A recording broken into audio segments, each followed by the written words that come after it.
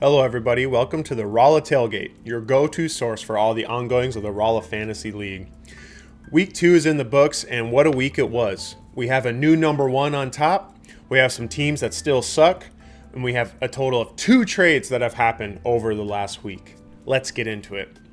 Reviewing what happened last week, we're starting first with Carl versus Kyle, and like we predicted, Kyle coming out with the victory, 124 to 104.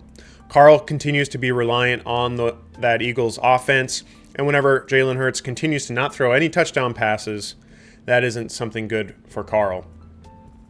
He got caught chasing some points with Keon Coleman last week, who was a dud, and Drake, London, and A.J. Brown are both duds this week for once again having 3 duds on his roster. Kyle did really well performance-wise. Jaden Daniels had a great week. Christian McCaffrey, Devon Achane continues to be beasts, but he does have something to be thinking about in Mark Andrews once again having a dud week.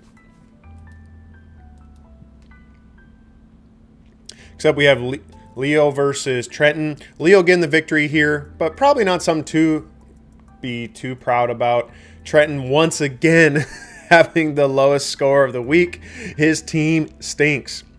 And just like we predicted with Trenton, he was trying to chase some points with Justin Fields and Garrett Wilson's first week breakouts and having absolute duds this week. Can't say too much. Justin Fields did get knocked out during the game, but some people are saying, not me, but some people are saying that maybe Trenton had something to do with that. He seems to be putting a lot of bad voodoo with the players that he's starting. He was a part of a trade last week. He sent Marvin Harrison Jr. and Jacory, the running back from Washington, to Devon, and he received Brian Thomas in return. Brian Thomas did not have that great of a week. He did have 12 targets, crazy enough, but he only produced 6.9 points. Right now, Trenton winning that trade, as we'll see with Devon, but if that's winning a trade, count me out on that. Leonard has something to be thinking about with Joe Burrow getting hurt, but he finally did see that Jamar Chase breakout. That's what you want from a first-round pick for overall. He has some things to think about with the rest of his roster. Next up, we have Cole versus Jared, and this was our game of the week, and it did not disappoint.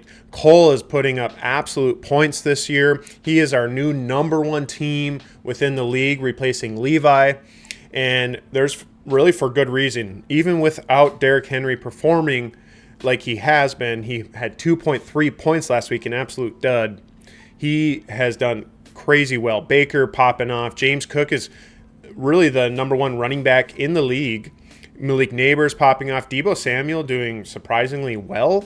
I thought Deebo was an old guy. Speaking of old guys, Travis Kelce continuing to perform well. There's a lot to be excited about this roster from Cole. Unfortunately for Jared, he had the 4th most points last week, but he's still getting the L on this one. Patrick Mahomes, Jahmyr Gibbs, Bucky Irving. Really, we had some solid performances from him, or I should say pretty average performances, pretty consistent performances across the board for Jared. Just not getting the victory here. That was a good call in the game of the week, and it did not disappoint. Except we have Levi versus John. Levi getting the bad end of this one with John's just crazy 156 points that he put up to Levi's 118. John needed Bo Nix to do well after the first week, and he really did perform. He got a big 26 points. He even had 2 duds at Breece Hall and Aaron Jones, scoring a combined 7.1 points, but that did not matter with the best receiving core in our fantasy league in Puka, Amon-Ra St. Brown, Devontae Adams, McMillan, and I'm going to throw McBride in there too as a receiver. This is a good performing team. Levi has a lot to still be excited about. Bijan Robinson looks great. Roma Dunza is the 4th overall receiver in the league right now, and Chuba Hubbard continues to perform well as well. He has some questions to be thinking about with J.J. McCarthy having a dud, and we'll get into that on the week upcoming. Lastly, we have TJ versus Devin, and Devin just surprisingly, after a great first week, had a really bad first week also. So here showing 72 points to TJ's 151. We must have had some corrections as this was a little bit different. He originally had 69 points, similar to Trenton. But TJ putting up some big points. Lamar Jackson putting up points. Jonathan Taylor doing really great against what we thought was going to be a tough matchup in Denver. Jaylen Warren continues to be doing well, and CD Lamb is receiving that rock. Devin, just not much to be said outside of really his kicker scoring 22 points.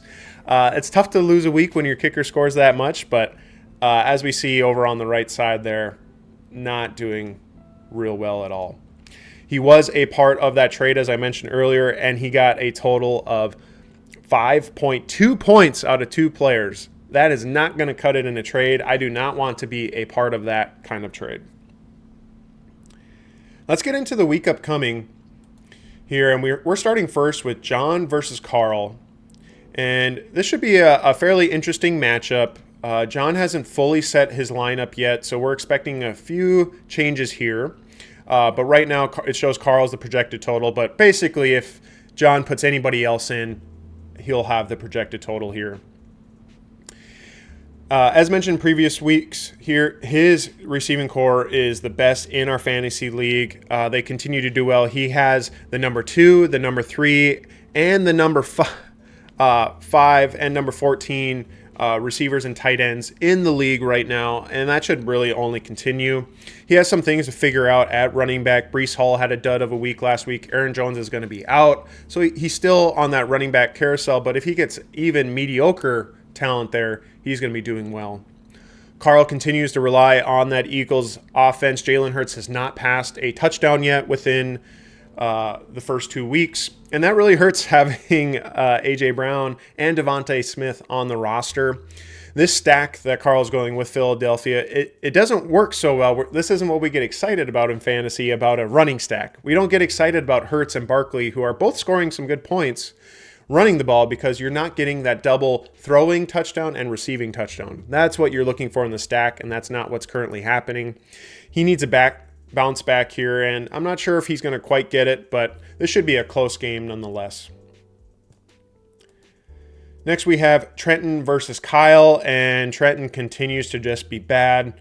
10th team, scoring by far the fewest points in the league. He's shown as the projected total here. I'm not really understanding why. None of these players have really been performing at all anywhere near their projections, but we'll see.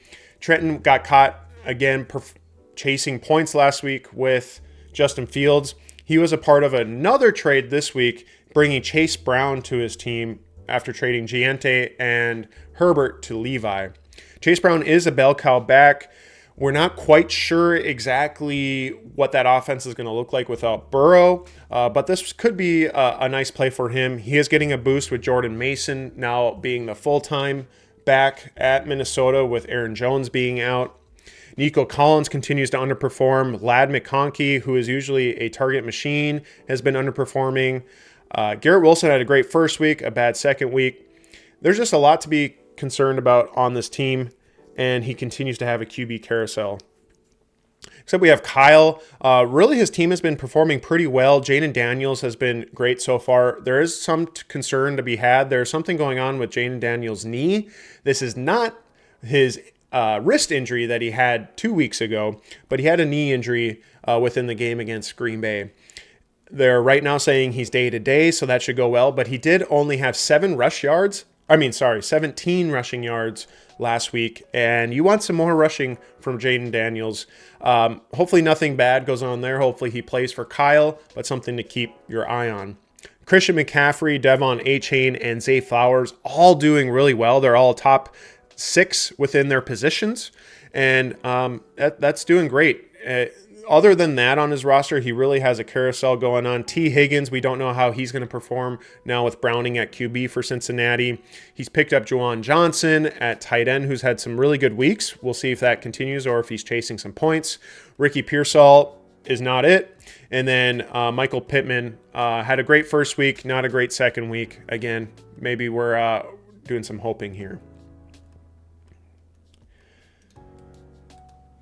Next is Jared versus Leo, and this is an interesting matchup. Right now, this is our closest projected total, but really, I think Jared's going to pull away with this one over Leonard for a few reasons. First off, Leonard's really trying to figure out what his team's doing with Burrow being out. He did pick up Caleb Williams, who even though he's complete doo-doo in real life football, he's actually pretty decent fantasy-wise. He's currently the 10th overall quarterback. Against my Vikings, he looked like he was Usain Bolt out there, running a lot with his legs right now. His main issue is that really he relies a lot on Josh Jacobs and Kyron Williams to do well, and they have both tough matchups at Cleveland and at Philadelphia, respectively.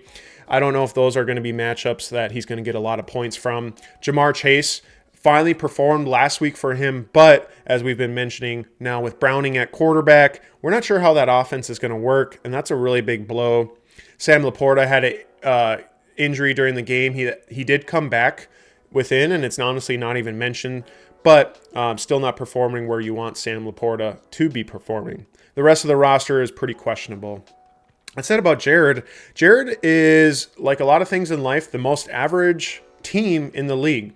If you look over a lot of his team, he's averaging right around 10 to 12 points for every player he had, and that's what they've been performing as. That's great for consistency. You see he's 5th overall, but he really needs some of these players to really actually perform a bit more than their projections. Patrick Mahomes has been running a bit more this year. He's been playing great for Jared. He's the 7th overall ranking. Tyler Warren has been great at tight end. He's the 4th overall tight end right now. Really consistent, getting about 10 points per week. But he really needs his running backs and his receivers to break out from this average hell that Jared is in. He had Jahmyr Gibbs, 14 points. Bucky, 13.8. Tyreek Hill, 10. Exactly 10. DK Metcalf, 9.9. Alvin Kamara, 12.9. And then he has Calvin Ridley, who's been really bad. But he needs teams to break out. I still think that Jared's going to pull out the victory here. Leonard has not been performing well, but we need to get some studs on Jared's roster. The fourth matchup of the week is Devin versus Cole. And really, I'm expecting Cole to run away with this one. The projected total, they're pretty close, but I'm just not in love with Devin's team much at all. Really, outside of Josh Allen and Emeka Egbuka having really solid years so far, the rest of the roster is very shaky. He might be getting lucky with Ja'Cory now being the lead back in Washington, with Eckler having his Achilles injury, but that's expected to be a timeshare, and he really didn't do much with having reps last week. He's currently benching Marvin Harrison, who he just got in the trade, so that trade's not really working out for him. Justin Jefferson is also in his own QB hell, similar to Jamar Chase. Omarion Hampton, who we were excited about after week one's 15 touches. He had 8 touches last week, and he did not look good with those touches. James Conner's plodding along in his consistent fashion. He's not going to be a big breakout for you.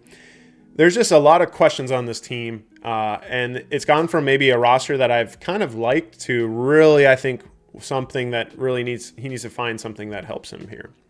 Cole, on the other hand, his roster is looking phenomenal. Baker Mayfield doing great. Whenever you win with Derrick Henry getting 2.3 points, that's a great week. James Conner, Malik Neighbors doing well. Travis Kelce, still the old man, doing well. Jackson Smith-Njigba doing great. And then not only is his current roster doing well, he had also the highest bench points of the week last week. And he has a lot of players he can plug in. He has Ramondre Stevenson, who just does not seem to go away from being the running back in New England. He has Javonte Williams, who is the 2nd overall running back in the league, and he's still not starting him, but doing well. So that's going to be somebody he's going to be able to plug and play, most likely for DJ Moore. But then he has a few other players on his roster that would maybe be able to do well.